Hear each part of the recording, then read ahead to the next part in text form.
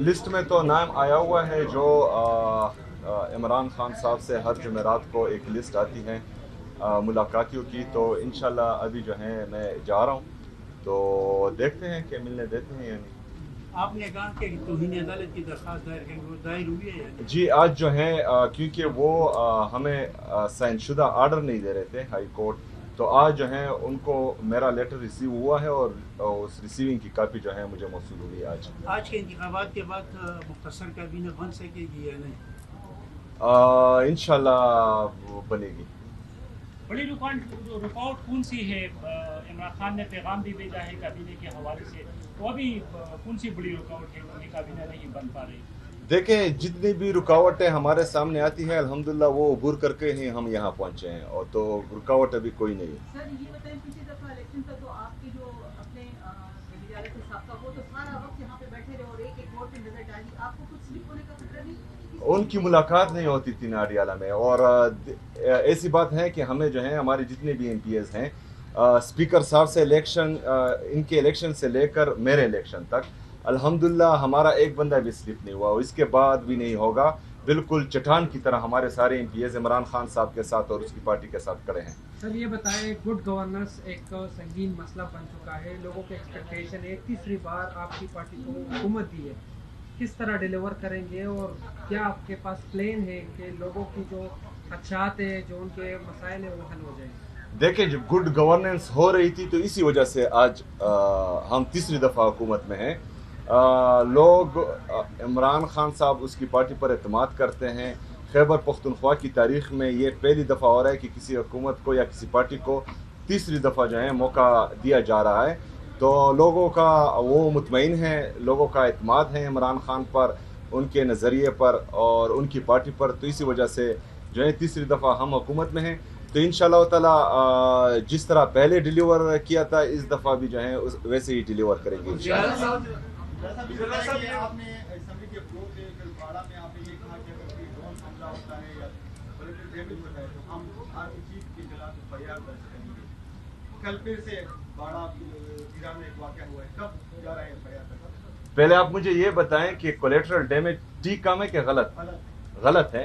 तो मैंने ये कहा है कि जो जिम्मेदार हैं उनके खिलाफ जो है FIR कटनी चाहिए, लेकिन इसके लिए एक वाज़ह कानून मौजूद नहीं है जिस पर काम किया जा रहा है। हमारी जो इन हाउस कमेटी बनी है तमाम पार्लिमानी लीडर्स की, उनकी बाकायदा कल से जो है मीटिंग शुरू हुई है और तकरीबन 4-5 घंटे ये मीटिंग जारी रही, जिसमें मुख्तलिफ अमूर पर मुख्तलिफ अमूर ज़रा गौर लाए गए हैं, जिसमें ये भी है। तो इंशाअल्लाह ताला इसके लिए कवानीन बनेंगे और बुनियादी इंसानी हकूक जो हैं वो कम से कम खैबर पख्तूनख्वा में पामाल नहीं होंगे इसके बाद इंशाअल्लाह। इस्तांबुल में मुज़ाकरात जो थे अफगान तालिबान के साथ वो तकरीबन नाकाम हो चुके हैं। वज़ीर दिफा ने एक ट्वीट भी किया है जो जंगी सूरत-ए-हाल उन्होंने माहौल बनाया है।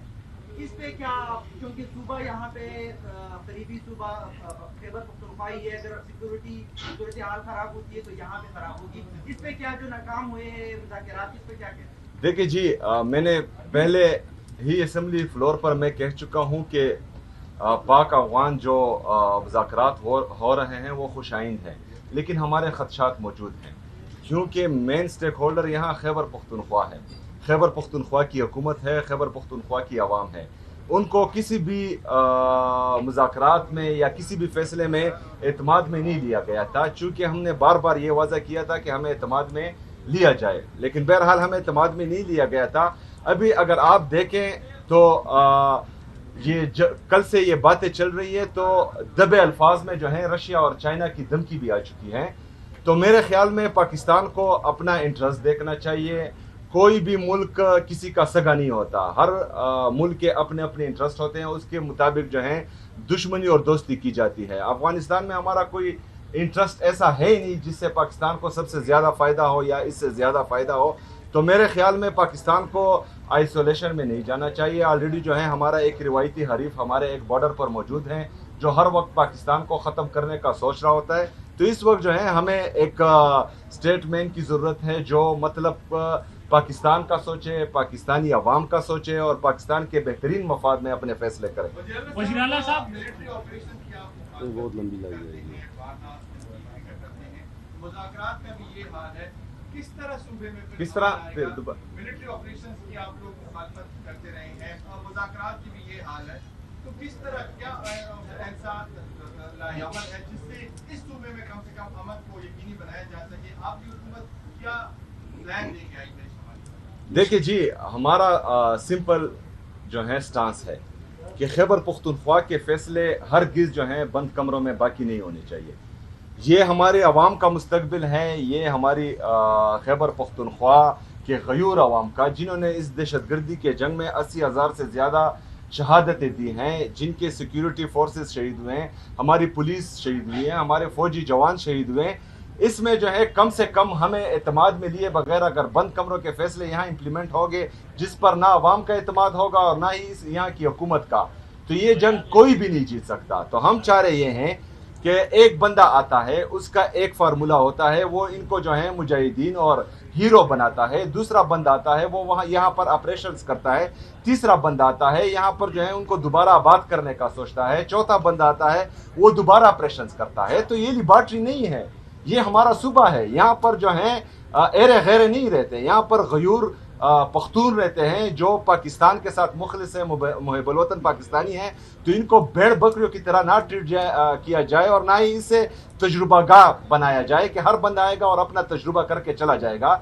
एक वाज़ेह पॉलिसी होनी चाहिए और उस पर अमल दरामद होना चाहिए। और फिर जिम्मेदारों को जो है इंसाफ के कटहरे में, कानून के कटहरे में लाना चाहिए कि ये चीज़ क्यों ख़त्म नहीं हो रही है। 22 मिलिट्री ऑपरेशन के बाद, 14,000 इंटेलिजेंस बेस्ड ऑपरेशन के बाद फिर क्यों ये दहशतगर्दी है। तो ये सवाल हमारा फिर बनता है। शुक्रिया।